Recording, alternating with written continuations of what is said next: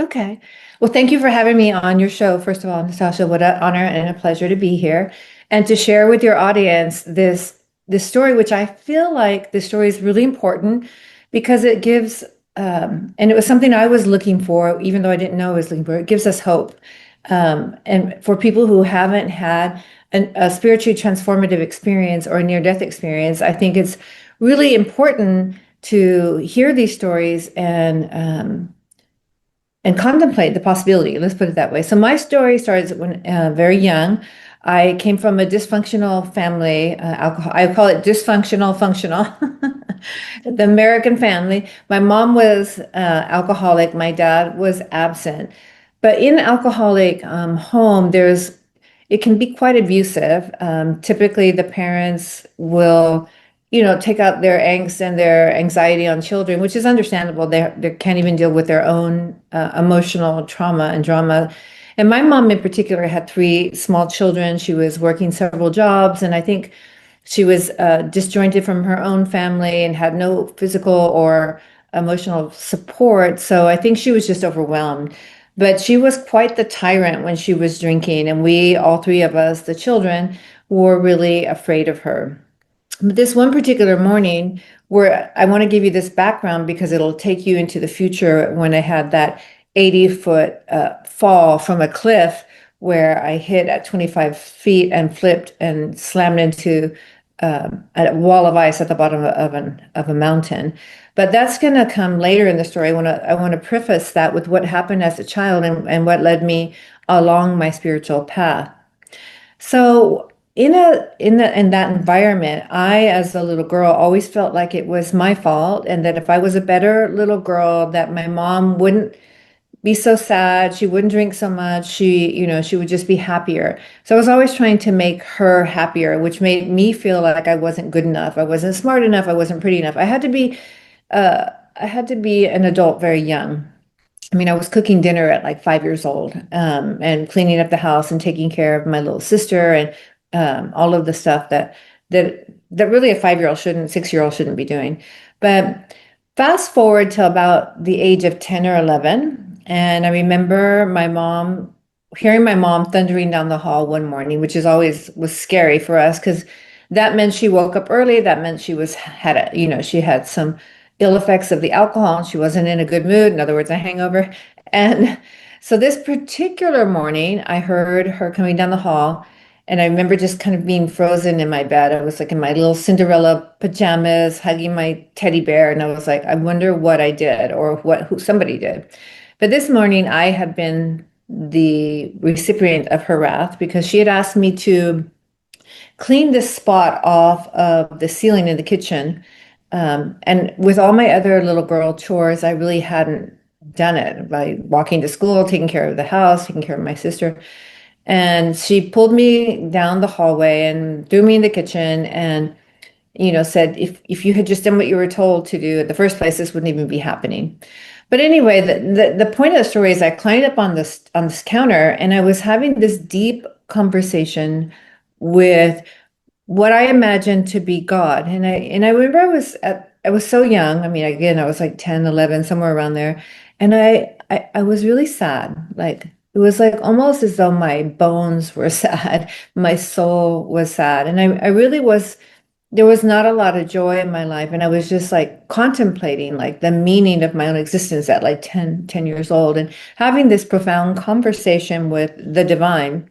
And I remember thinking about good people and bad people, and how people tried to be good to get to heaven, and people opted not to be bad to get, to avoid hell. And both of those two options seemed pretty corrupt to me. And I remember thinking, um, I just want to be good because I'm a good person, not to get to heaven, not to avoid hell.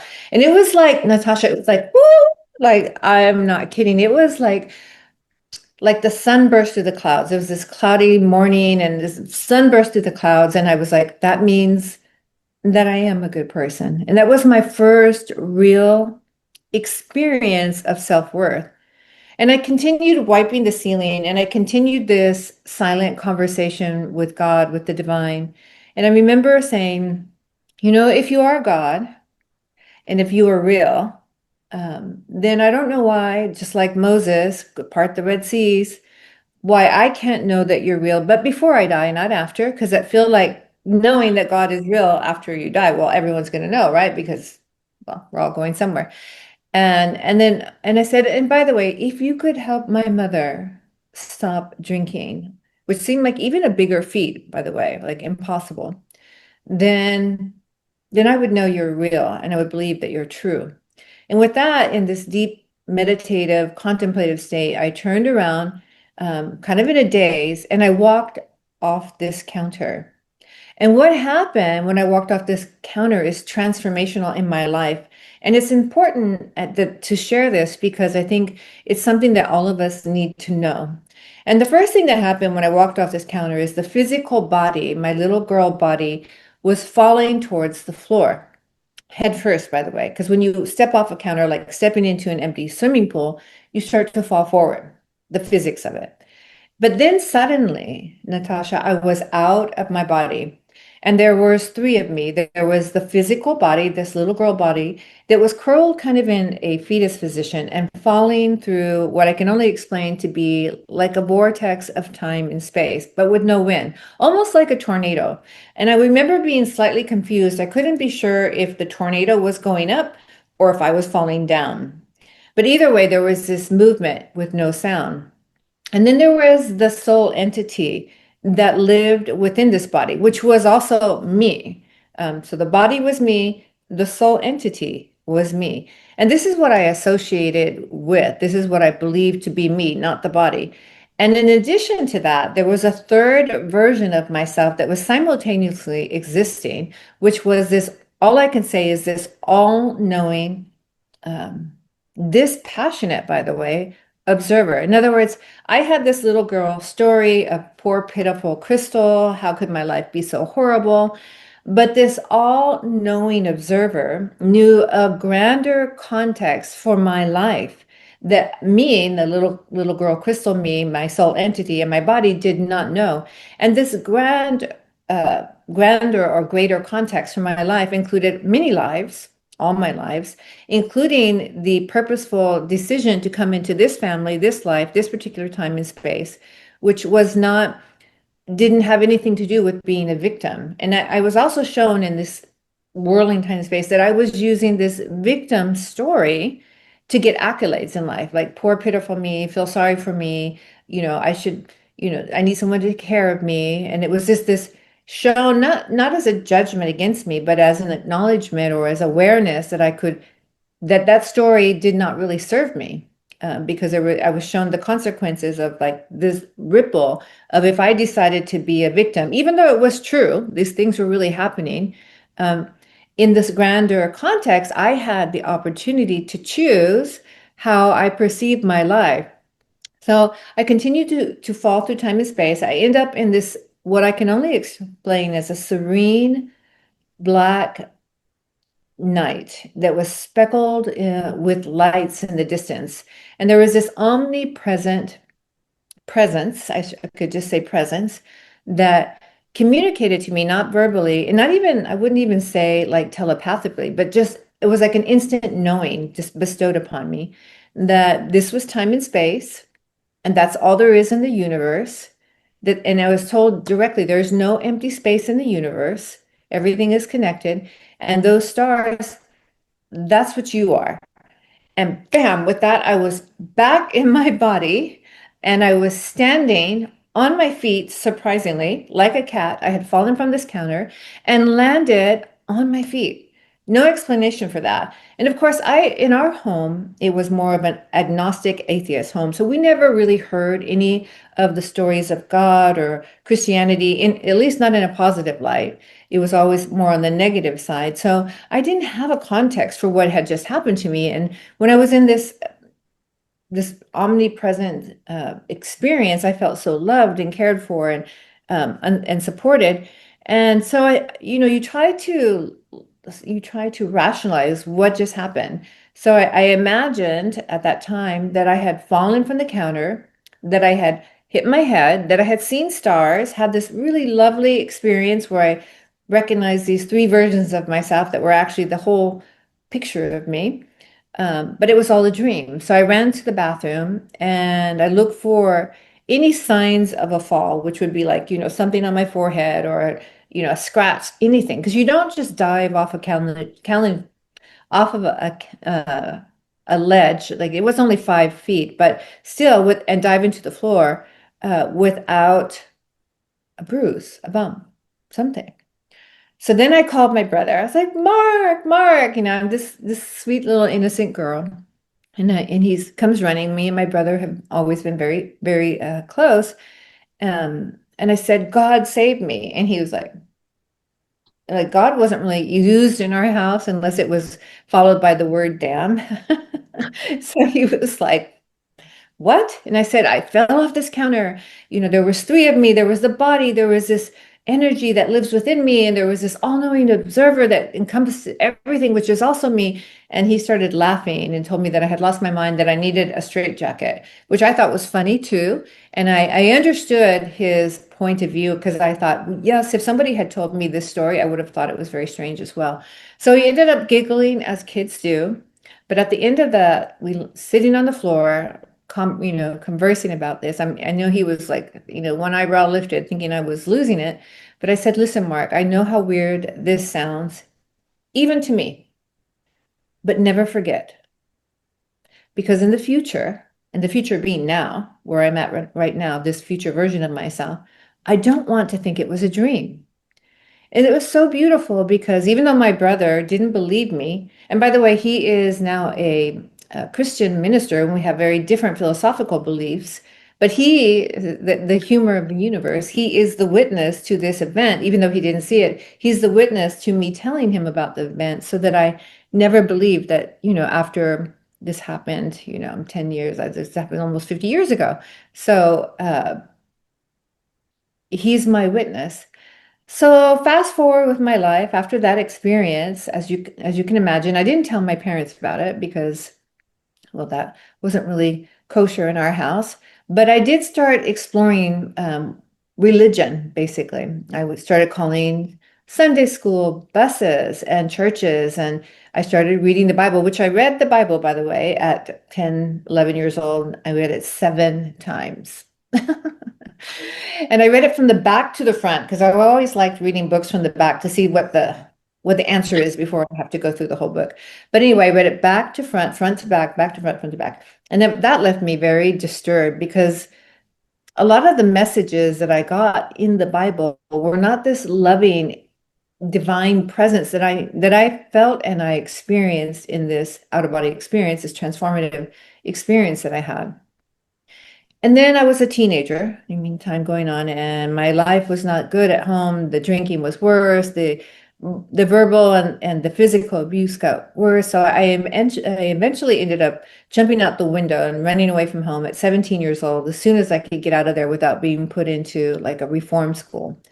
I did all my research, and I remember great sadness of my life was when I called my mom after I had left home, and I remember, wanting her to say, we'll work this out, come back, let's talk this out. But what she said instead of that is that, you're going to be a drug addict, you're going to be a prostitute, you're going to drop out of school. And if you don't come home today, I don't even have a daughter, I never want to see you again, which was just heartbreaking, truthfully, because again, when you come from that environment, you always feel like if you were just a better little girl, then things would be better in your house. And of course, that's not true. And I know that now, but back then it was just heartbreaking.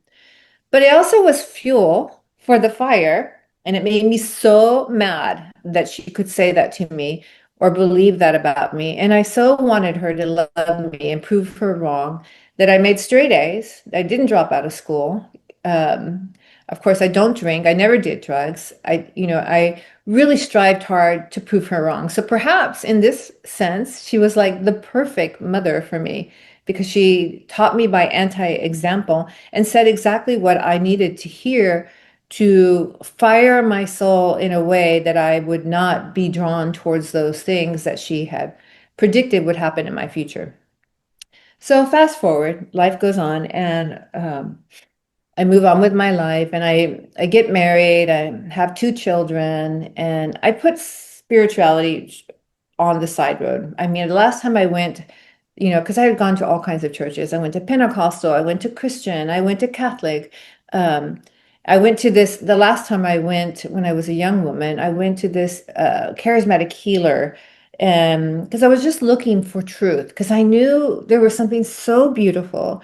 I knew in my bones, I knew in my heart, I knew in my soul, because I had experienced it, this radiant, all-encompassing love. And I wanted to know truth, and I wasn't going to accept anything that was a lie or that didn't resonate as truth. So I went to this charismatic healer. It was one of those guys, Natasha, that puts his hands on you and like, you're healed. Now, I'm not saying that all of those guys are shysters, but this particular guy was. And when he put his hand, he was like, people were falling down and there was people catching him. But when he did that to me, I immediately knew that this was a form of hypnosis.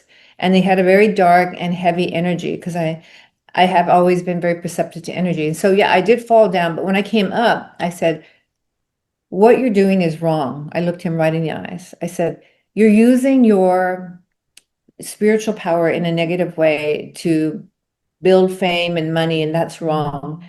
And this is really bad. And then he had his disciples like escort me out the back door. I guess I was a troublemaker. Go figure. So after that experience, I just kind of said, okay, I'm done with religion. I'm just going to live my life, be a good person, and move on. So the second really big heartbreak of my life was getting divorced from my children's dad, because I really loved him. And I felt like, our relationship didn't work out, because he wanted to be a hero. I needed a hero. And after that, we didn't have a whole lot in common. Go figure. And he's a really good guy and a really wonderful father, but he wasn't necessarily the best husband, at least for me. And so I was really heartbroken about that. And I almost felt like, Cinderella, who had been discovered, that I was actually the wicked stepsister. Like I felt like I didn't, like he had seen that I was an imposter, that he saw the same thing that my mother had seen in me, which was really heartbreaking. And I do have to say, though, this part of the story that I think is really important and poignant to say. So we had a very peaceful divorce.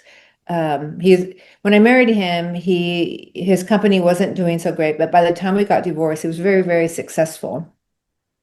And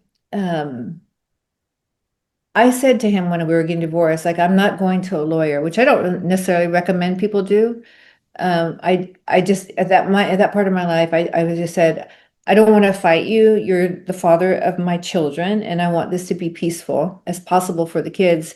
And I always felt like I should take the fall, not the kids, because I was the one who made this mistake in marrying perhaps the wrong person, or being the wrong person in that marriage, one or the other. And so our divorce was very peaceful.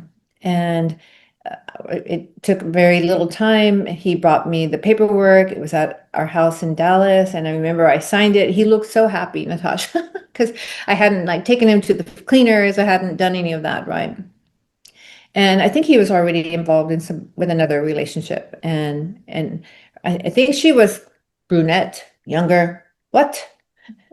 And so I remember he left that day, and I kind of just curled up in my bed, and it was this beautiful like April afternoon with the sun shining, and it was gorgeous out. And I was laying in bed and I was like, how is the sun shining? And like my life is so dark, and I'm so lonely, and I'm so distraught. And then I started thinking about his new girlfriend, who was named, I think, Michelle at the time. And I was thinking, well, I hope she's good to him. I hope she loves him. I hope she treats him well. And then it was again that sun bursting through the clouds feeling. I was like, this is unconditional love, which I didn't actually understand. I mean, of course, you love your children that way, but I had never felt that way for anyone before this. And I was like, and I'm still so grateful to him, because that moment of understanding is the closest thing I can express of how I felt held in that out of body experience, with this kind of unconditional love, that even if I had done something to hurt or that wasn't right, that my well-being was always the forefront of the universe. And that's how I felt for him. Like no matter what had happened in our relationship, I wanted the best for him because I loved him. And so that was a big changing point in my life. Eventually, I ended up, um, after about a year and a half of being divorced, meeting someone who wanted to take me on a trip. And I thought, well, I'm just like a hermit. I'm never going out. This is not healthy for my mental health. This is not something I should be doing. But I wasn't really ready to go on a trip with someone either. So I told him, no, thank you very much, but I'm not ready for all that, intimacy and all of that. Light dating is all I really want. He said, no, no, no, no. So I'm not talking about that. My kids are coming. I have a house in the mountains. We can go skiing. You can bring a friend. And I said, I can bring a friend. So basically, I could bring a chaperone. Here I'm, this 35-year-old woman with two children who needs a chaperone. But anyway, that's where I was in my life. So I said, okay, I'll do that. And I invited my cousin Carmen to come with me. So we headed to Vail, and we were with him and his family. And pretty quickly, I realized that like it wasn't the right timing for me to be doing this. I liked him, but his family were big drinkers and smokers and had pretty foul language, and they were young. I mean, young as in, so he was a little older, so his children were probably like 10 years younger than me. But I didn't feel like a good fit. And I remember after a couple of days telling Carmen, hey, Carmen, like, I don't think I was ready for this. I think it's just not a good fit for me. I really want to go back home. I miss my children. I don't want to be here. And she's like, I'm with you. Let's go. So here's the amazing thing about the universe, right? So I'm heading, I told my friend, and he was like, yeah, that's fine. He was very gentlemanly, very kind. He understood. He's like, it's all fine. So we're getting in the car, we're heading to the airport, apparently, that, or at least we thought we were. I guess he took a wrong turn, went up a mountain instead of down the mountain, and it was pretty blizzard conditions. And we were very happy in the car. There was a lot of laughter. We were driving. It was casual drive to the airport. And suddenly the car that he was driving started to spin. It was a little red Jeep. And I remember in that moment, time slowed down, at least for me. And I remember him panicking at the wheel. And I remember looking back and seeing Carmen in the back seat. And I've never seen so much horror or fear in anyone's eyes. Like she knew this was going to be very impactful. And my reaction to death is very different, I think, than the average person because of my near death experience as a child or falling off this counter. When I was a child, I have never been afraid of death. I've always said I'm not afraid of dying. I'm more afraid of not truly being alive, of like really living my life. And so what happened is time slowed down. It was so slow that it was non-existent. And in that time and space, I had a lot of, uh, let's say, spiritually transformative experiences.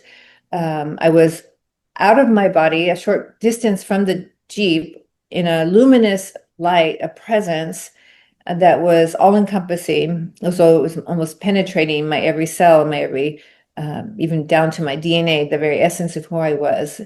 And I was being held, and I was being shown simultaneously as I'm watching this Jeep, spin around, be hit on my side of the car. I'm the passenger seat, um, going off of this 80-foot cliff, hitting at 25 feet and flipping 10 times before slamming into a wall of ice.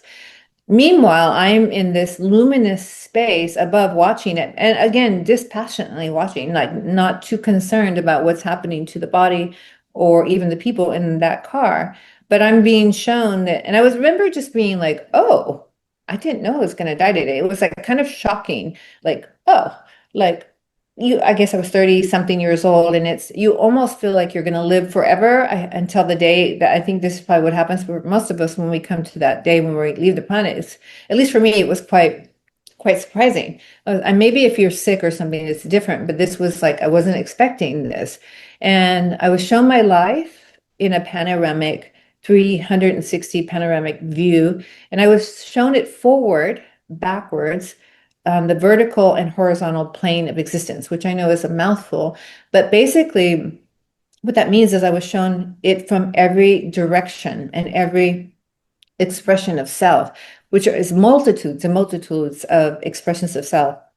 And it was shown that our every word, our every action, our every motive, intention, thought, movement through time and space impacted not only our own life and our own soul, but impacted everyone and everything out to the furthest ends of the universe and beyond, all the way back to source.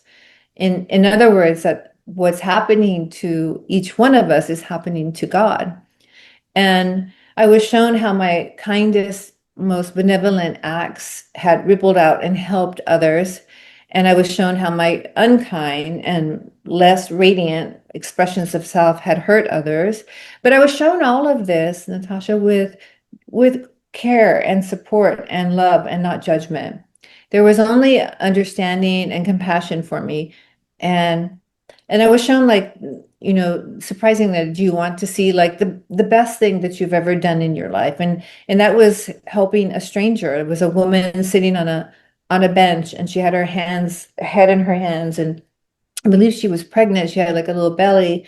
And I was just drawn to her. I was just walking by, but I was drawn to her in a way that I can't even explain. But I went and I sat next to her and I was like, "Are you okay?" And she was like, "No." And whatever her story was, kind of irrelevant, but her story was that her life was falling apart, that she was pregnant, that the father wanted nothing to do with it, that she had another child, she had no money, no support, blah, blah, blah. This, story.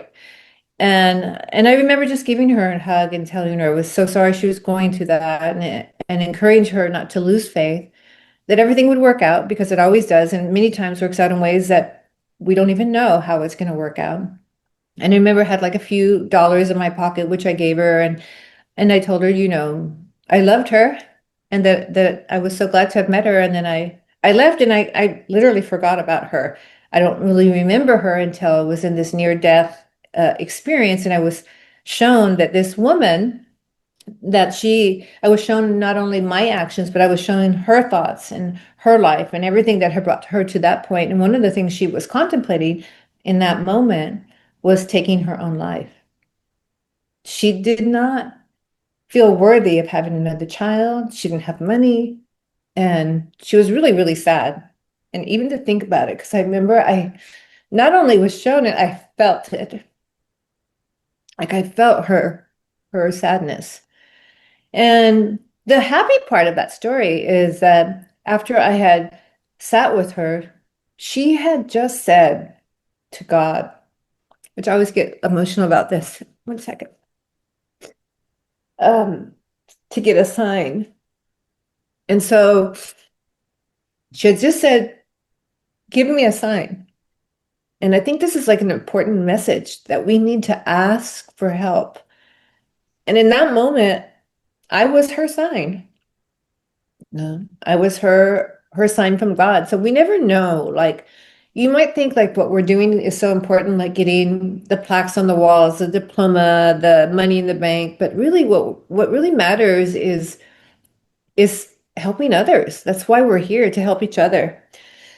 So I saw that. Not only saw that, I saw the ripple of her life, how she had ended up working in a homeless shelter, and she started working on a food line, and she got married, was happy, was helping others. Her life was this success, I mean, in the sense of like she was fulfilling her soul mission, and again, we talk about success in our worldly terms, and many times people, they think about a success as being something that was an accolade that you get, or a certain amount in the bank. But her life was a success because what she did is she healed herself, she took care of her kids, and she helped others. And that was her soul's highest expression of self. So I was shown that. And then I was also shown like some of the things that were not so radiant that I had done, and how they had rippled out. It's kind of like, you kick the dog that bites the cat, that, you know, goes down to the rat, to the mouse, to the.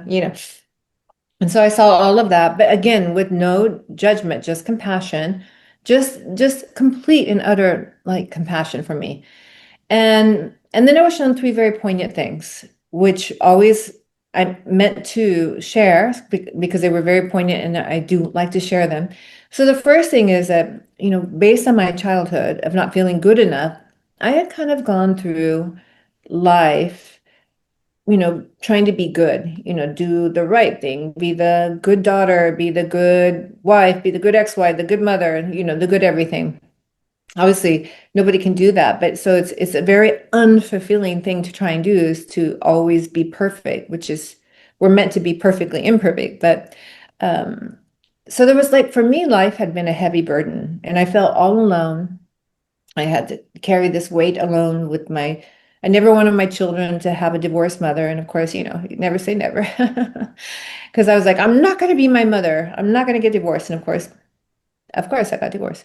And so I remember this being of light showing me that there were three very important things that I had never really taken note of. And the first one was that I had never seen the morning sun rise or the evening sun set. Now, I'm 30 something years old. Obviously, I had seen that many times. But the way that I was shown it, Natasha, was like I was shown it in all its glory and splendor in a way that I had never really appreciated it.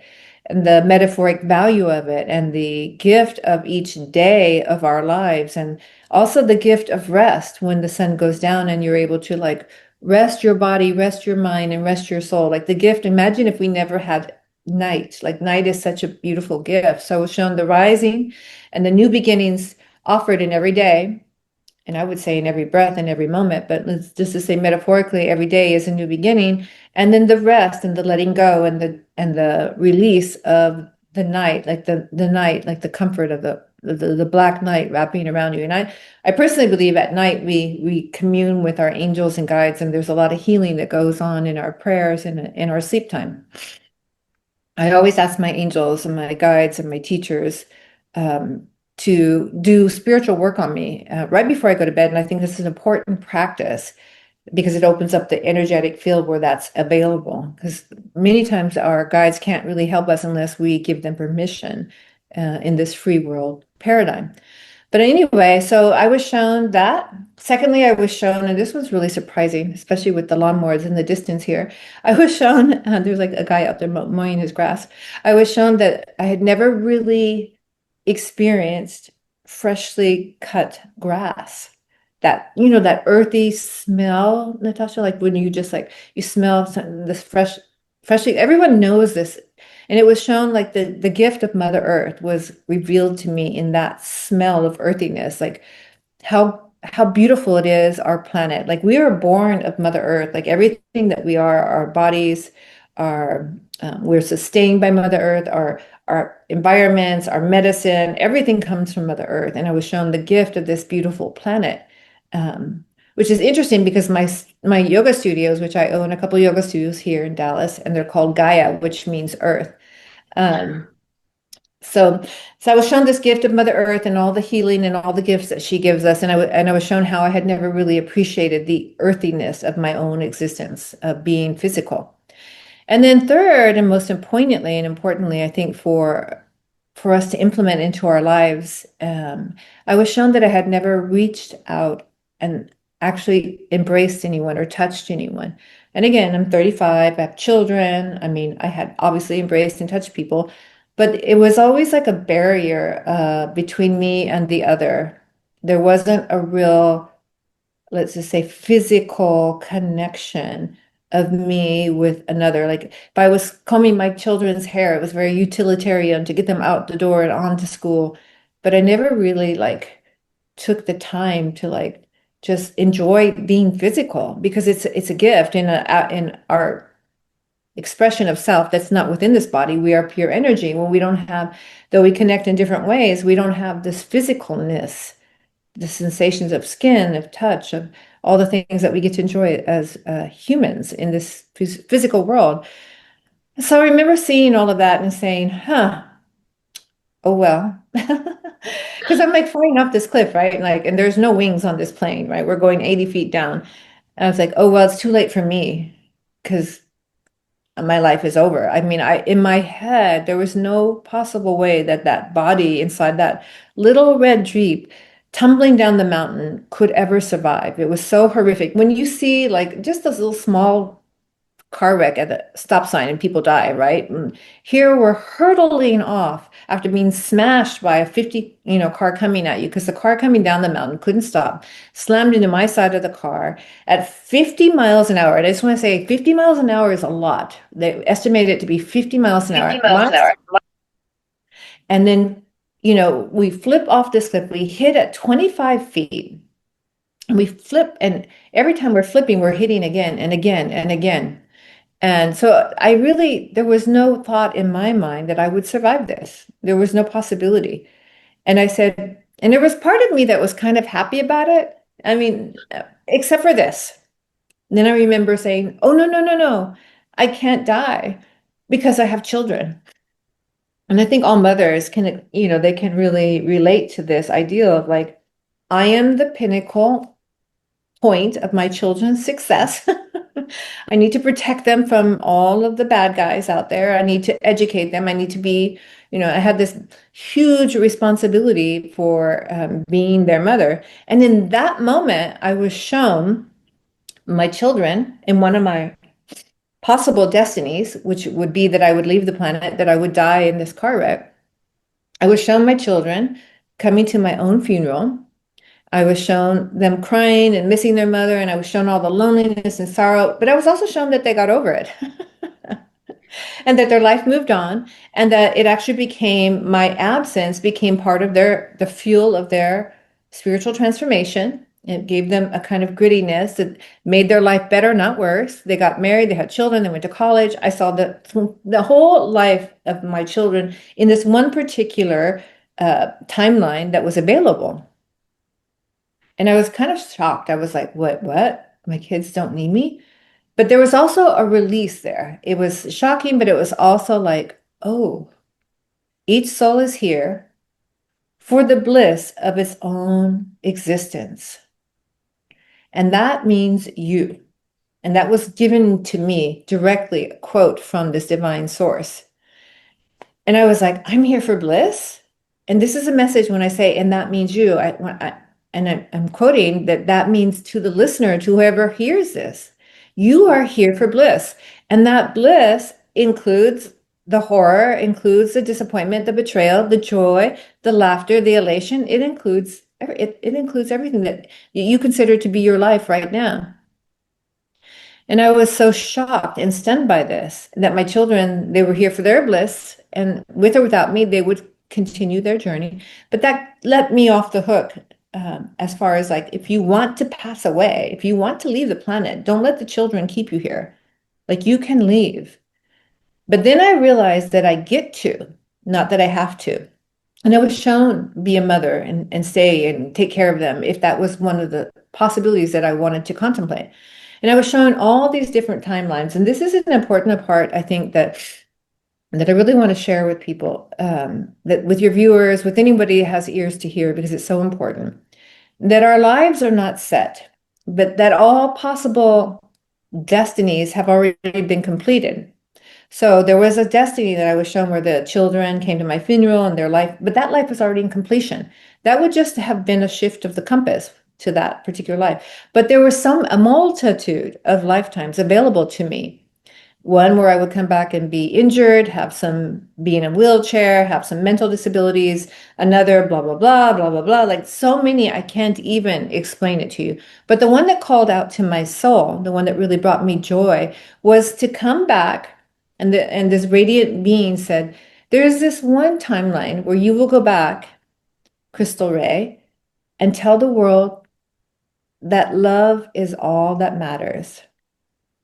And I was like, I'm going to write a book. I always thought that was cool. Like, oh, I'm going to write a book. I was so excited about that. And I was like, I get to tell the world that love is all that matters, because so for me, love was like the most important thing, because I always felt unlovable, unworthy, an imposter that nobody could possibly love. And I was going to be the one to tell the world about love. I was like, what? That's amazing. So I was like, okay, that's the timeline I wanted, or that's the life experience that I wanted. And so I was shown that timeline, which is, by the way, sitting here with Natasha. and on your podcast and sharing this message with your audience and your viewers and your beautiful soul.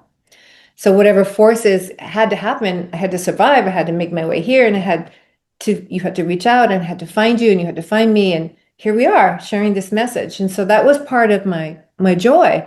And it's a longer journey to get there. And with 30 years of healing, I had to heal my own heart before I could completely and absolutely talk about unconditional love in the way that I understand it and share the message, because I didn't want to share a message that I couldn't embody and in all its totality. So I thought, before I write a book about unconditional love, I have to understand it, which was this next 30 years of exploration and healing. And I've done lots of different things to come to the point where I am at now, where I can sit in my power and in my strength and in the love and light of God, and talk about the truth of our existence, which is, if God is love, if we can agree on that, if the divine force of the universe, by whatever name you know or reference this force, which for me is pure light, pure energy, that if we can agree of that, and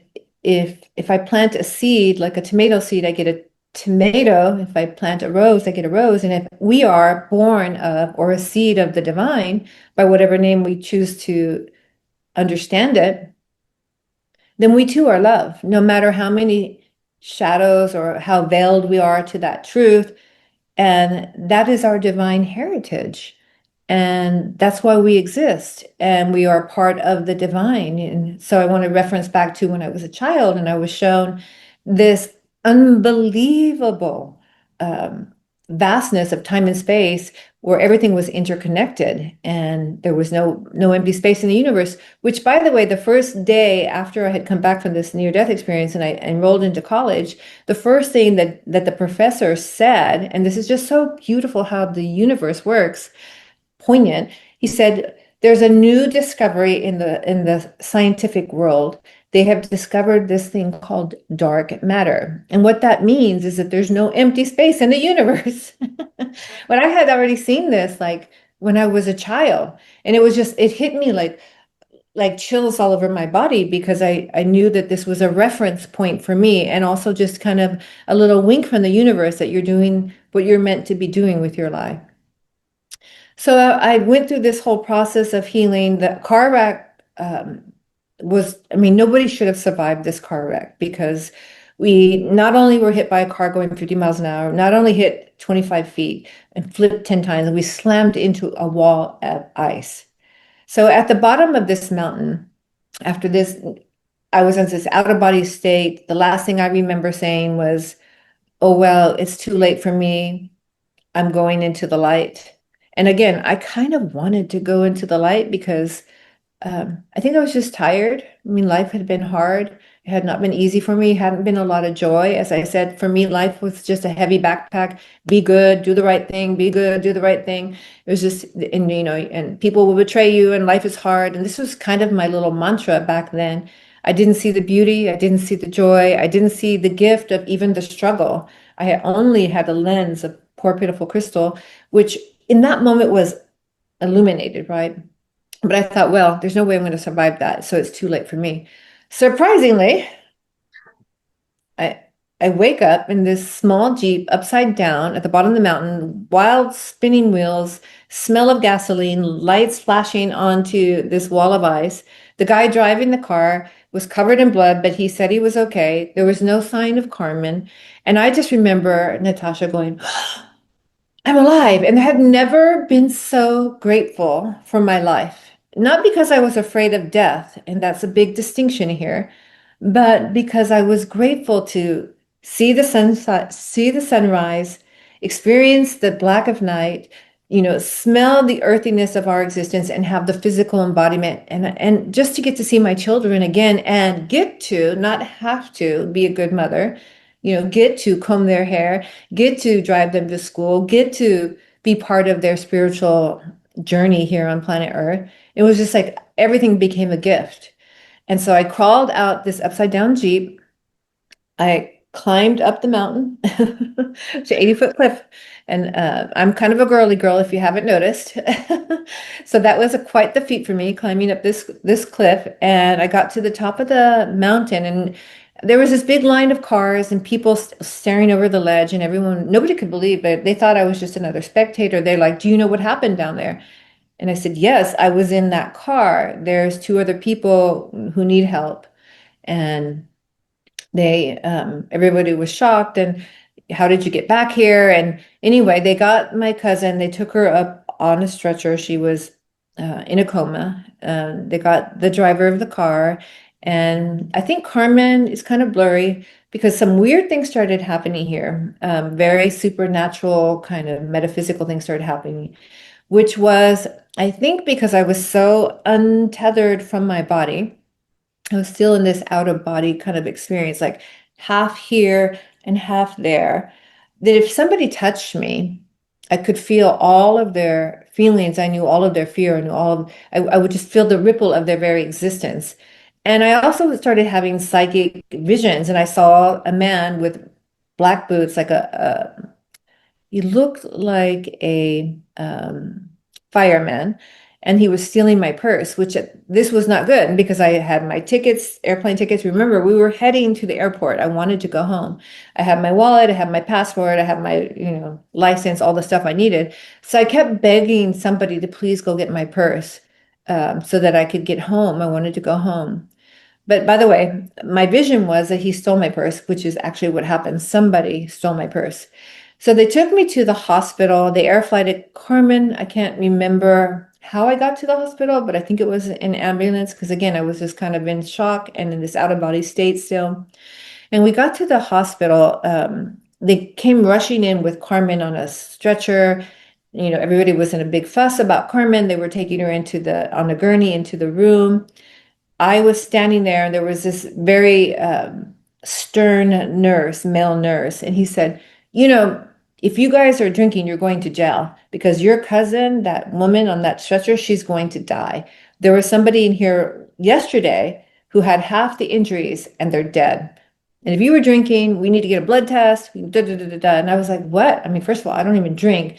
The driver of the car, I think he had one glass of wine, but definitely was not drunk or even under the influence. And so then I ran into this emergency room, kind of pushed my way through, and I put my hand on Karma. And I felt this bolt of energy come in through the crown chakra, the top of my head. It was almost like lightning, go through my hands and ripple through Carmen.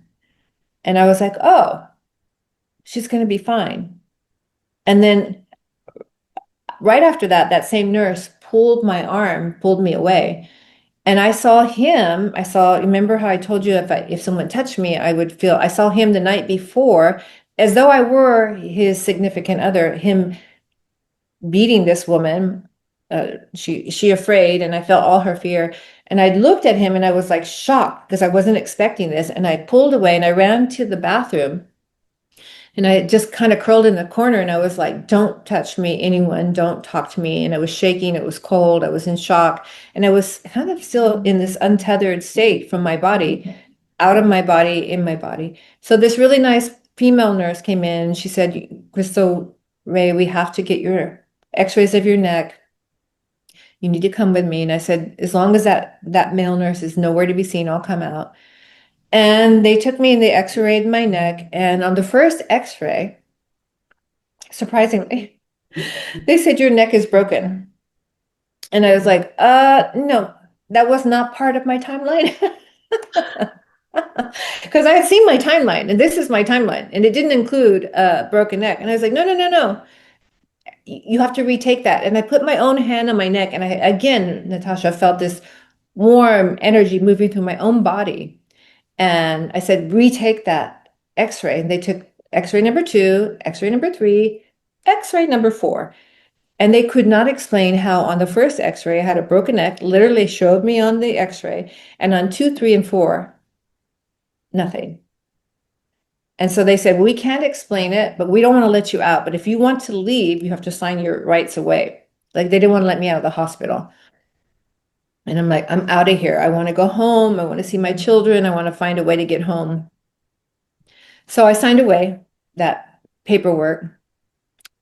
Longer story, but let me just say that bless his heart, my poor ex-husband. So I have to call the kid's dad, and I'm like, listen, I think Carmen's going to die, and Carmen was his cousin. We've had this horrible car wreck. I don't have any money. Someone stole my purse. Can you please send me a ticket, some money so I can get home? Which he did, but thank you, God. I mean, it's just he's been my angel, my kind of broken hero throughout my life. He's remarried. I'm not in love with him or anything like this, but I'm always grateful for him. So I get home.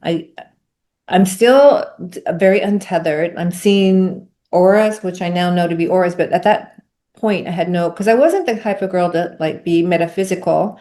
I was very love-based and looking for truth, but I kind of had a suspicious eye in anyone who read their horoscope or did tarot cards or had psychic readings or any of this, because I was like, yeah, no. And so all of a sudden now I'm the psychic, you know. All of a sudden I'm the one, if I touch someone, I know all their future and past lives, and I could feel all their pain and all their sorrow and all their joy and all their elation. And so it was just a lot. So and then something also very strange happened where the light, I couldn't really be outside in the light. The light really hurt my eyes, and sounds, and this is something that's still kind of prevalent in my life. Like my central nervous system is a little unhinged with a lot. I can't go to like big, because I'm so receptive to energy, I think big crowds like a concert or a football game or any place where there's extreme light, like a floodlight, or and just my eyes are really sensitive, and my ears and my central nervous system, more importantly. So when I got home, I spent 2 weeks just curled up in a ball in my bedroom with the blinds drawn. Like I literally did not come out of my room. And so I was like, I've got two children. I have got to get my act together. I just have to get back into my life. I have to figure out what's happening. What's this going on? So the first thing I thought I would do about 2 weeks after is go and visit Carmen, who was still in the hospital. So my first venture out of my bedroom, out of the dark room, was to drive across town to a recovery hospital where they had Carmen. And this is a really important part of the story relating back to my childhood. And my question, which was to God, like, why can't I know you exist before I die, not after? So I get to see Carmen. I walk in the room. Her mom is not happy with me. And I can feel that. She's very judgmental and angry at me because it was my friend who was driving. It was me who invited her on her trip. And now her daughter. By the way, just to give you some context for what happened to Carmen, is she had 90% brain damage. She broke every bone in her face, including her eye sockets, and all of her teeth were broken, and she had like rubber bands holding things together in her mouth. Now, this is a woman who was 40 years old, in her prime, long, brown, gorgeous, lush hair. She was a Latin girl. She played the clarinet for the Dallas Opera, a very sophisticated, high IQ, lovely, beautiful woman really in the prime of her life. So her mother was very angry at me. And the doctor was there and the nurse was there, and Carmen was in a coma on the bed. And I remember walking in and seeing her, and it scared me, Natasha, because I didn't recognize her. You know, I don't know if you've seen people after an extreme car wreck or a fight or something, like their face is swollen, her eyes were broken, like it just didn't look like her. So I calmed myself down. I remember saying to myself, Chrystal, this is your cousin Carmen, and you love her. It had nothing to do with the body, it had to do with her energy. And so then I walked over to her and I put my hands on her feet. And I had that same experience of energy moving through my body, and she opened her eyes. And to the surprise of her mother and her doctors, she sat up, and she was still hooked to the IV, and she insisted on getting out of bed, and she wobbled over to me. And she said to me, and I'll never forget this because it was so important for my spiritual journey, and I hope that it's meaningful to whoever hears it. She said, Chrystal, I'm gleaming. I'm radiant. I've never been so radiant. I'm a star. And from my childhood, when I was out in time and space, what I was shown is that this is time and space, and there's no empty space, and those lights, those are stars, and that's what you are. And so what she repeated back to me was what something I had heard as a child, that we are stars. We are the energy of stars. We are light energy. And with that, she, hugged me. She hobbled back into bed and she went right back into coma. Nobody could explain this, right? So then I came back to see her again the second time. She was in coma. And the minute I touched her, she woke up again and sat up, and she told me that she had three beings of light, which were her guardian angels. And they had been with her for all of time and all of her lives, and they loved her unconditionally, and they had told her she was going to be okay. And by the way, she said, and by the way, don't forget to put in your book, because I was told to write this book, that sound and light is the future of medicine. And I was like, oh, okay. So that was affirmation, because I hadn't told her this. So this was just more affirmation that I'm supposed to write this book and say that sound and light is the future of medicine. So I said, okay. And she went back into a coma. And by this time, her mother, who's very Catholic, was getting very unhappy with me. She thought I was doing some kind of poltergeist, I think, which she invited me not to come back and visit Carmen anymore, which was really sad and hard. But on a happier note, let me just give you the end of Carmen's story. She had this miraculous recovery where she regained her intellect almost 100%, except for she forgot 10 years of being married to two, not one, but two different men that were both alcoholics. She can't remember any of that. And it enhanced her musical ability. She became the lead clarinetist for the Dallas Opera. She eventually met the love of her life, and she retired from the opera and has her own real estate company. Her life turned out fine, is what I want to say. And but I lost contact with her until recently, when I started writing the book, because another weird aspect of, and I've heard this from other near-death experience people, is that time really loses its context, because within the experience of a near death or a spiritually transformative experience, there is no time. And so I'm not that connected to time. And so I don't really remember dates that well. I wear a watch, but only because I think they're pretty. I think watches are pretty, but I don't usually use them for time. And so I really didn't remember the date of it. And I'm pretty vague about dates anyway, but it was February 23rd, 1997 when this happened. And the way I know that is because I had lunch with Carmen of recent after I finished the book. And I said, I just want some dates, because I don't remember when this happened. I know it was way back when, but way back when is a long time ago, and I don't remember the exact date. But she, of course, because she was in the hospital and she had all the paperwork and this and that, I was able to get the dates just for some verification of what happened, when it happened, where it happened. And so my life moving forward, I came back and I had a very severe, not broken neck, but whiplash. I mean, I literally could not turn my neck. I was like, and this was almost a year. And I was going to a chiropractor 3 times a week, a guy in Alpha Biotics named Michael. And he said, Chrystal, if you would just do yoga, you could heal your own neck. And I was like, yoga? Because I was like a model, I was a fitness queen, I was at the gym, I was like 0% body fat and da da da da da. And I was like, isn't that something that people do when they don't want to exercise? Like, I thought it was just like this lazy thing you do, right? And so I found a yoga studio, which, by the way, shocked me because it was so hard. It was in a hot room. It was a vinyasa flow. I literally had to leave the class and throw up. That's how hard it was. I was like, this is the hardest thing I ever did. And also because at that time, at least, not anymore, but I was very competitive. And so if somebody was touching their toes, then I was definitely going to touch my toes, even though they had been doing it for 20 years and I had just started.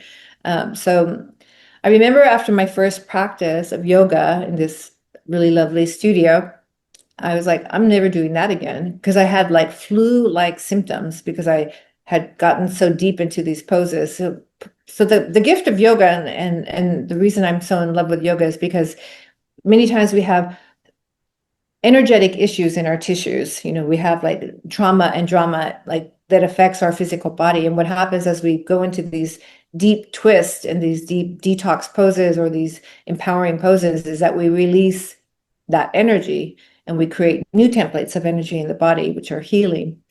But I didn't know any of that when I first started. And so then I came back after 3 months. I made my way back to a yoga class, but I went to the back of the room. I became a beginner. I allowed myself to take breaks, and I started a more true yoga path, which I fell in love with. I said, I'll do it for 1 week. And I ended up doing it every day for 1 year. Then I went on the journey of educating myself. And I'm a voracious reader, by the way. I read probably a book or two a week of all different subjects. My brain cannot get enough. I'm also an artist, which is one of my paintings back here, you can see. But I'm an artist and also a writer, and I own these studios. I also teach. I've taught probably 2,000 to 3,000 yoga teachers across the United States and the world. So I'm pretty busy. My brain is busy all the time, and this is part of the gift of the post, near-death experience is that it feels like I just have all this energy that I have to like move. So I opened up these studios, and our slogan and our studio is called Love is Why, and it's Gaia Flow Yoga, and it's part of the way that I share the message of unconditional love. It's a very great platform for me to speak and share. I really love the Yoga Sutras, in particular the yamas and the niyamas, which are virtues that are true in almost every religion, which is like non-harming, non-stealing, non-lying, compassion, kindness, care, this kinds of things. So based on this structure of the Yoga Sutras and my own intuitive wisdom, I get to share the gift of yoga, which has been so healing for me, not just in my body, but my spirit and my mind, because it's such a great place to energize your body. And every Friday night, I lead a sound bath with gongs and crystal bowls and chanting. I feel like the voice is the most healing, which is why I love formats like this with you, Natasha, because there's a healing that's transferred through the resonance of our voice. And that's why I lead sound bath, because I was told that sound and light is the future of medicine. So I have probably, I don't know, 10,000 hours of training in all different modalities of yoga and healing modalities. One of which I did with some training with a Kundalini teacher in the Gong, which wasn't much. Basically, take this knowledge, this wisdom that I had, and bring it into a place where I could translate it through the body, through the mind and the spirit. And that became my yoga journey. And I learned how to play the gong with a Kundalini teacher in Canada. And she basically said, "Who wants to try the gong?" And I said, "I will." And then I played the gong, and then she said, "How long have you been playing?" I said, I've never touched a gong in my life." And that was my training, basically. So I just bought a gong and went home and just intuitively played that and the bowls. And that's what I do on Friday nights. That's my gift. And I remember my business partner telling me, "Chrystal, no one is going to come to a gong healing practice on a Friday night. They're all going out to have fun." And I said, "Well, one very important person will be there, and that's me." And I've had full house literally every time I teach this modality on Friday nights, nearly every day. And so this is the gift that I came back with. This is the story that I have. And I think if I had one really important message that I would like to leave with is that no matter what you're going through, no matter how beautiful or how horrific, you are loved unconditionally by an omnipresent creator, and that everything that's happening in this world is orchestrated for the good of your soul and the benefit of all. And the answer to your question is always love. Even though it may be the hard answer, and it's easier to be cruel and to be unkind and to hit back and defend, uh, but the true answer to our lives is to care for one another, to care for ourselves, which I think you can't really care for another until we actually learn how to love and care for ourselves. One of the practices that I do each morning is I wake up and I look in the mirror and I say, "Chrystal Rae, I love you. You're doing good work. You're a beautiful soul. You're doing the best that you can, and I'm so proud of you. And I just say this to myself because I don't want to have someone else fill up my cup. And I know this love is there. I know this, I have this experience. I know it's there, but how do we bring it into real life? Because the sad part is that you would have this amazing transformational experience, but then you don't really know how to live it. And the way to live it is very simple. Is to love yourself and love others. That's it. And at the end of our lives, that's what matters. Like this story I told you about the woman with the baby and how it rippled out, and that being the most poignant and important thing I had done up to that point in my life. That was it. And believe me, I had a lot of accomplishments up to that point. I had done a lot of things that people might think are success, but that's not what I was shown. What I was shown is that we care about ourselves, that we care about others, that love is truly all that matters, and it is the answer to all of our questions, even the ones we've yet to ask. And that's why I really love sharing this message, because all you have to do is just ask for help, ask for guidance from the universe, from whatever version of expression of God that you know to be true, and just say, please help me understand this, help me live this. And instead of judging yourself when you don't, because we're all human, just say, help me next time do better. And one of the great gifts of the near-death experience is I was shown there is no judgment brought upon us, but the judgment we bring upon ourselves. And so in that sense, I get to say, okay, I realize that I'm doing the best that I can with that, with the emotional, physical, intellectual energy that I have available right now. And until I can have more, this is my best. And so at every moment, I'm doing my best, which means everyone is doing their best. And sometimes that might seem pretty horrific when we think about what's happening in the world, but it's true. And there's different levels of consciousness. And so my thing is, when I hear of these horrible things that are happening and people doing these horrible things, is great compassion, both for the victim, but also for the predator, because they're in a darker shadow than even the victim. And so there's just compassion, there's just love. Um, a story that's poignant that I never forget is this woman sage, and this is apparently a true story. There was a sage in India. She was this little Indian woman, sage, and people from all over the United States, all over India, all over Europe would come and see her. She was just this beautiful soul. And there was a mass murderer who thought it would be really cool to kill an enlightened being. And so he targeted this little Indian sage. And she was in her rickshaw in India, and they were driving down the street, and this mass murderer got in who'd killed thousands of people, brutally, by the way. And he put the knife to her neck, and she didn't even flinch. She looked at him and she said, if you must do it, please don't suffer.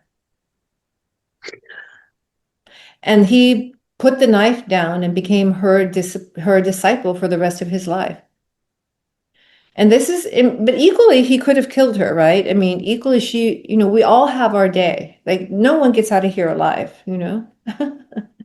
So she had already made peace with her own destiny, and she didn't want to create any karma by judging this person or by fighting against the wave of energy that was coming toward her, which would create a ripple, which would create karmic forces. So she said, please, if you must do it, do not suffer. And I guess that's the great message here, is we get to help each other. We get to be compassionate with each other. We get to forgive ourselves as though we were the mass murderer, and tell ourselves, please don't suffer. You're doing the best you can now. Do better. Do better. That's the point, you know? And each moment, I always say, it's like this shifting of the compass. You know, you can't jump over tall buildings in a single leap like Superman, but what you can do is, when you could be cruel, be kind. When you could hurt, help. When you could abandon, stay. Even if it's just one more breath, stay. Stay with yourself, stay with others. Don't give up on yourself. And don't give up on people you love. I mean, it's not for you to fix their life, but don't give up on their soul. Everyone will find a way. This lifetime, another lifetime. It's not for us to say. We get to love. I like to say this, but then I also say, have strong boundaries for yourself, please, because this is not a willy-nilly thing. It's like, I can love you, and there's people in my life who I love, who are not welcome in my existence, in my sphere of existence. And that's for my own well-being. It doesn't mean that I don't love them. I don't really even have the capacity to hate, but I do take good care of myself. So that's my message. Unconditional love. Well, that's an incredible message, and thank you so much for sharing all of that detail. I mean, I don't, as the questions come up, then you already answer them. But there are a few things I'd like to just ask you, if that's okay. Okay. When you're talking about seeing the sunrise and the sunset, it reminds me of that movie, City of Angels, where the angel just wanted to come to Earth to experience being in the physicality, and that is, like you say, that's the gift, is to be aware of the leaves blowing in the wind and the sparkle of the water when the sun's on it and the birds waking up in the morning. It's just Oh, stuff we take for granted, but it is the gift, you know.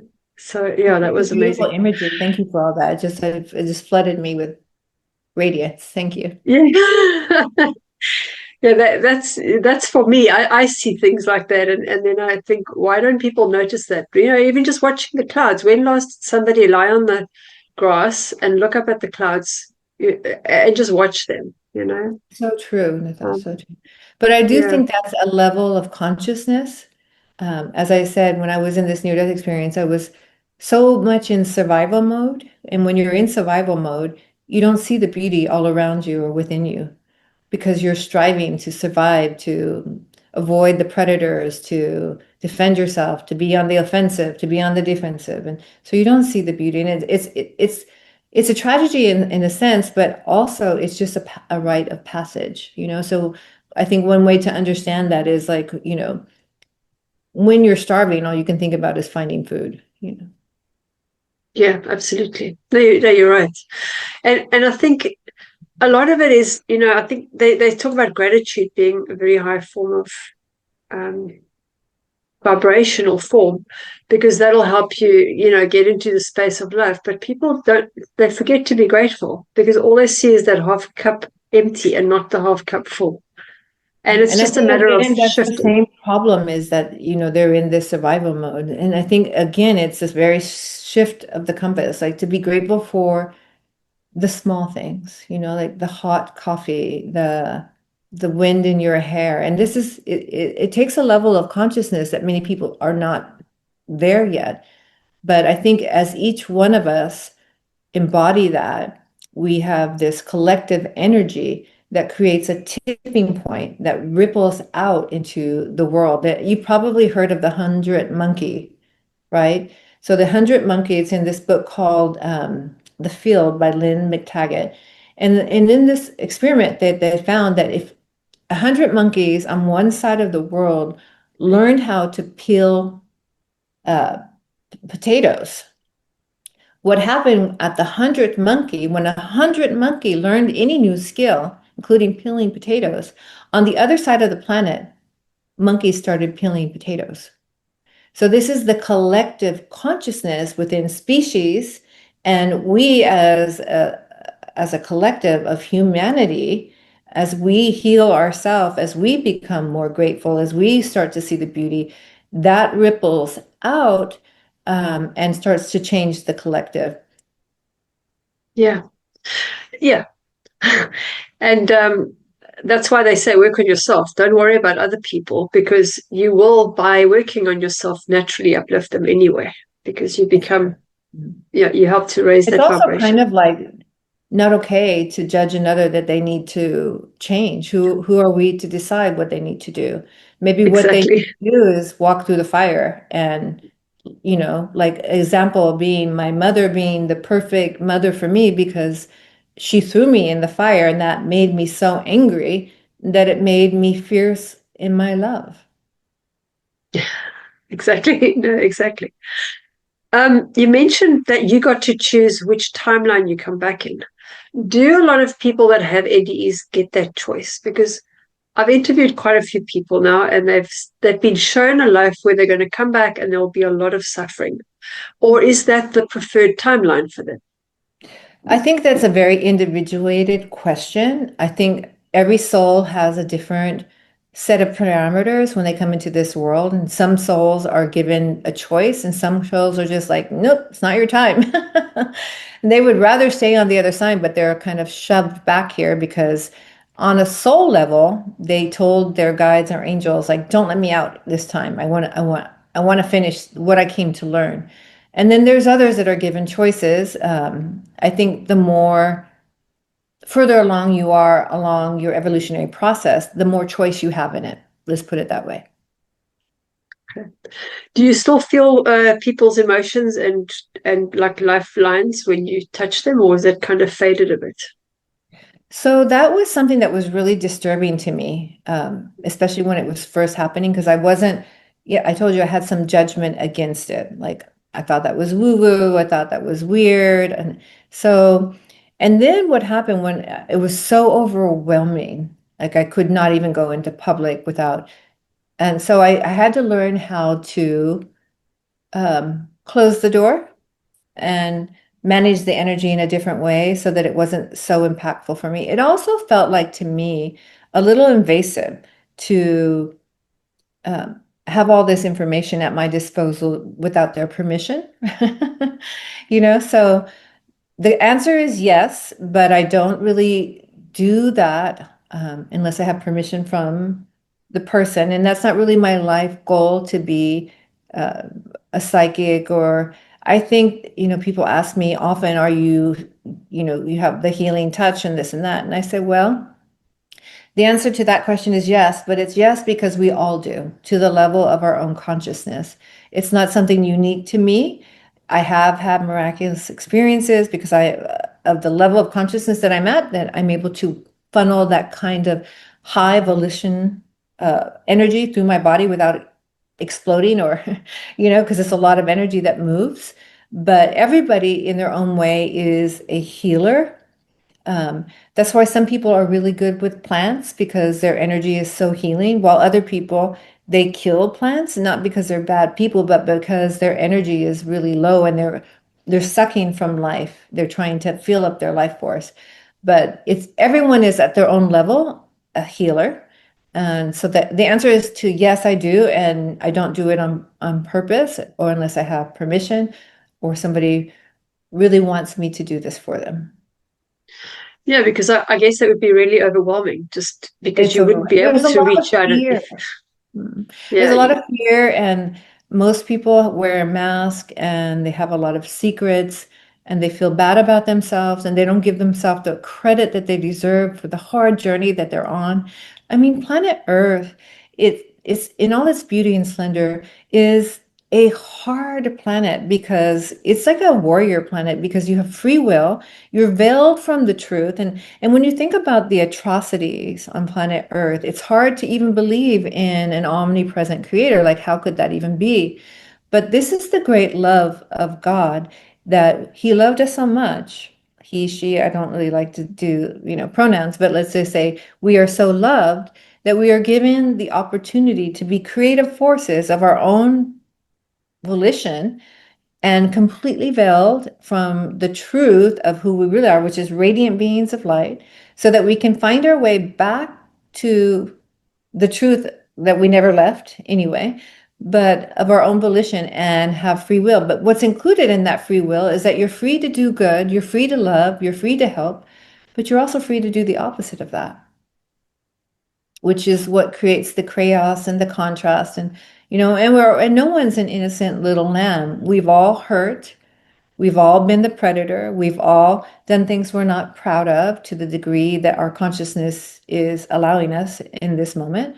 And we're all on this evolutionary path of remembrance. So when people talk about enlightenment, I always say, well, enlightenment is your starting point because we're all divine beings of light. What happens is that we come to this planet for the experience of experience, to know ourselves, others, and God more completely in this veiled experience, and to enhance both our own light and the universal light and the light of God by going through this experience. And it's a great honor to come to planet Earth, but it's hard. It's really hard. And some of us that come in with really challenging lives, I mean, think about coming in with some of the disabilities or having some of the tragedies that happen to so many people in their lives. These are really old souls, let's say, or baby souls. They're coming in and having these really hard lives so that they can have the experience and grow. And I think when we take these lives that are really challenging, there's a lot of exponential growth that's available. It doesn't necessarily mean it's going to happen because nothing is set. This is the whole thing of free will. And at any moment, no matter how old we are, how young we are, we can shift the compass of our life and have an entirely different life. Your life is one decision away. Your new life you can be completely different in one choice. And that's the kind of power that we have, but it's a great responsibility too. And this is why I think, with the aging process, illness, tragedy, all of this can be quite humbling. Um, Age is the great equalizer, right? Because old people, we're all going to get old. It doesn't matter if you're rich or you're poor or you're smart or you're not smart. Age will come. And so it's the great equalizer. And we get to have this experience of letting go. Now that I'm in my 60s, I understand there's a letting go of a lot of things that seemed so important when I was a younger woman. There's a letting go of in this time in my life. And there's also a beautiful opening of space that in that letting go, I can shine brighter and be more focused on what's truly important for my soul. Well, I must just say you're looking fabulous. Thank you.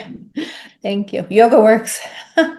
I actually think high vibrational energy works and also, not having bad habits and extreme stress, I think has a big toll on the body. So the reason I love yoga and meditation and prayer so much is because it calms the central nervous system. And what one number one aging thing for our bodies is this fight against reality, which we call stress. Yeah, absolutely. You mentioned how the timelines converged. You saw it front to back, back to front. I used to teach fitness classes as well. And I used to say, it's outside in and inside out at the same time. You heal your body, you get confidence from doing the work externally, but your body's releasing the stuff. So it's releasing all that from the inside without you even doing the work because it already knows it has its own intelligence. But it's amazing how the timelines also do that. That's true. So referring back to the body, I think the easiest, so in the yoga philosophy, they talk about change and how we change. And so there's different pathways to change, right? And the easiest is to change the external by you shift your external, meaning your body, your environment, right? That's the easier path. And then there's the path of devotion, which is the easiest path, by the way. Devotion is the fastest path to the divine. And then the hard path, which is the intellectual path, which is really challenging because the mind gets in the way. But I agree with you. The timelines but they're right next to each other. And I think it's not as difficult as people think to change their life. The problem is, and I know this from my own life, is that you have a better solution or a better option. You just don't like it. But what happens is you realize, and I can tell you this with age and with experience and with wisdom of just being on the planet, is that had I taken that option that I didn't like, it would have been much easier than the option that was thrust upon me because I didn't take it. So in other words, we have to do, and this is something you'll relate to from the physical world as well of fitness, is that we do the hard things, like hard things in our practice and yoga, because life is hard. So when life shows up in difficulty, we're already used to staying in that difficult pose.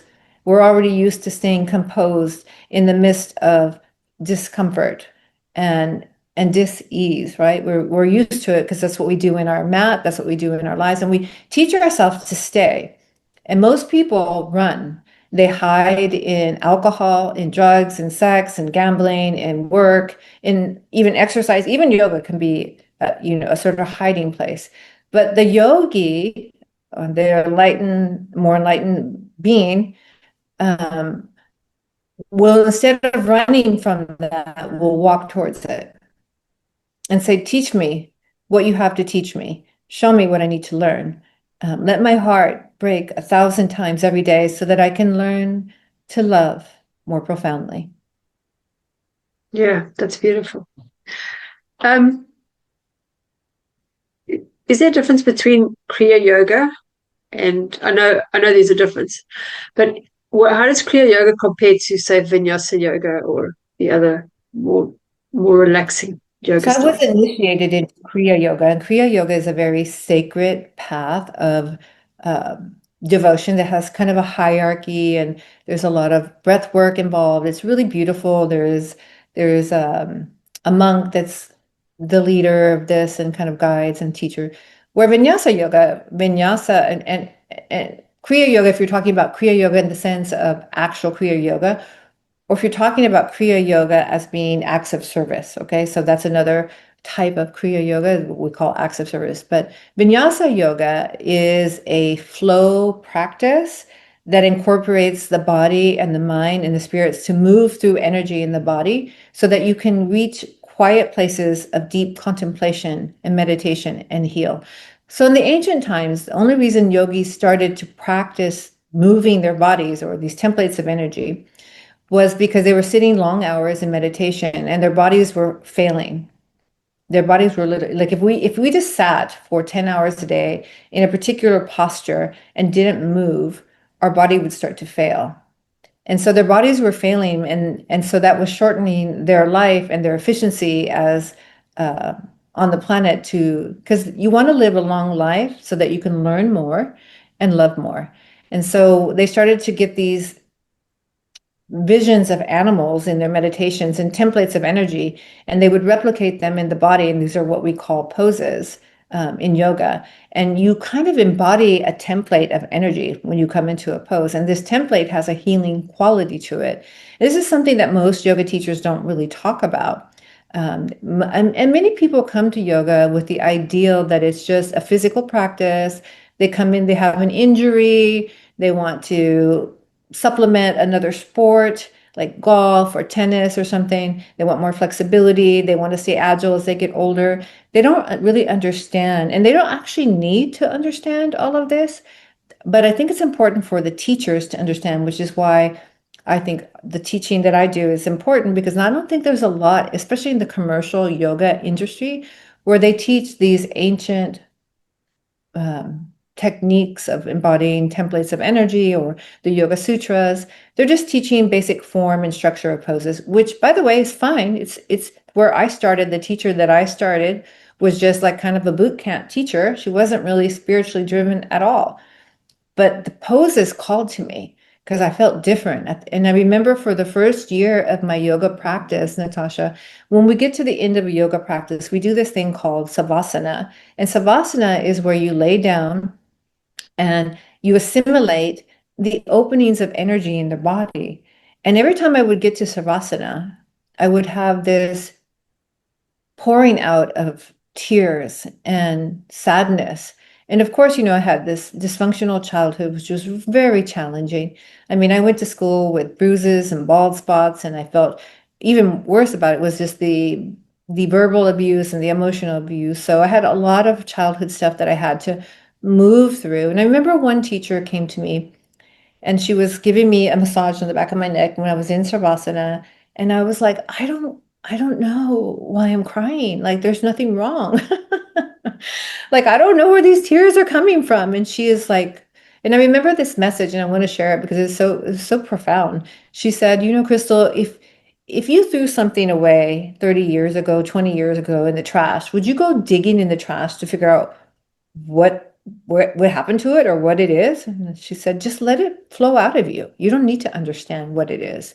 It was really quite the best advice. And that flowing of tears lasted exactly like almost 1 year. And I guess I just cried out all the sorrow that was hidden as trauma or drama in my body and emotional energy. And then it just stopped. And I just can be in Shavasana and just completely at peace now. But it took a long time. And I think no one talks about that there's trauma hidden in the body and that we store like things in the body that we are not ready to let go of until we are. In yoga, we call it dormant karma that will come to the surface when you're ready to deal with it. So it could be from this lifetime, another lifetime.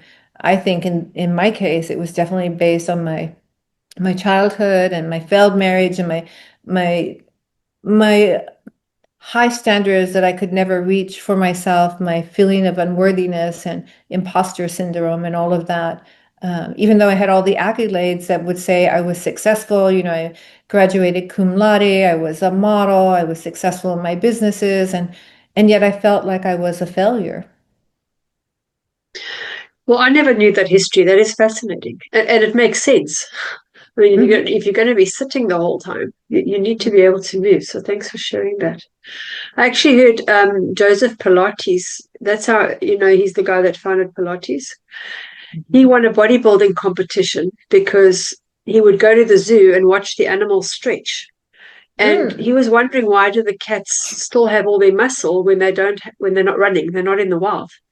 And he would study them and just watch how they pushed against the rocks and how they stretched their bodies. And that's how he started doing bodybuilding, That by makes so much just, sense. Yeah.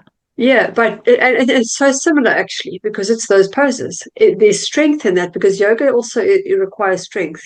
People think it's just lying around, but No, no, we do handstands and foot behind the head, and we're doing long hold planks. And yeah, the practice that I ascribe to is very intense because I'm a very intense person.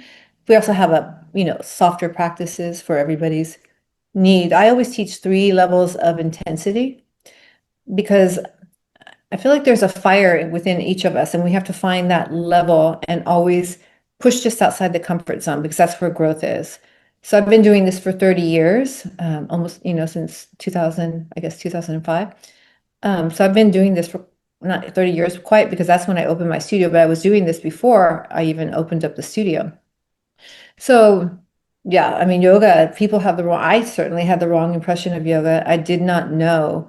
And if you look in the ancient texts, these yogis were, I mean, almost magical in their ability to contort the body into these really challenging structures and sit long hours. One of the things that I've done in my life was facilitated by yoga is that I have a Vipassana practice, and I go to these Vipassana retreats where you sit for, you get up at 5 in the morning and meditate till 9 at night. And that's a long time sitting. well, I won't keep you. That was just fascinating. Thank you so much for sharing your story. Where You're can welcome. people connect with you if they want to reach out? So the easiest way to connect with me would be to go to my website, which is crystalraesoul.com. And there's a page on there where it says meet me, and you can connect with me there. There's also, my book is now out in the audio version as well as the printed on Amazon, and it's Love Letters to Your Soul. And this is a book, Natasha, that I wrote, for those 30 years that I was doing my own healing work and self-discovery. As I said, I read quite a bit. And I remember looking for a book where I could open it up and feel loved and cared for and find wisdom and truth without necessarily dogma of any sort of religion, but just this unconditional love. And I'm a very poetic and pragmatic girl, so the book is really quite poetic, and it's a beautiful read, but there's layers to it, like poetry. Like there's the superficial layer, which is beautiful to read and very pragmatic in its message. And then there's the deeper healing messages that come through. The reason I really like the audio book version so much is because, as I told you earlier, that sound and light is the future of medicine. And so the sound of our voice, you should listen to the teachers that have the messages that you want to incorporate into your life, because there's a physical response to the sound that vibrates to your very cells. And it does indeed come through the words too, but there's something really special about, especially if the author reads their own words. Wow. So that's where you Well, can meet me. yeah, I'll post all those links in the description. And yeah, thank you so much. And the way you've explained it has really been a great way for people to actually really get it and understand it. So thank you for that. I can see that you put the work in.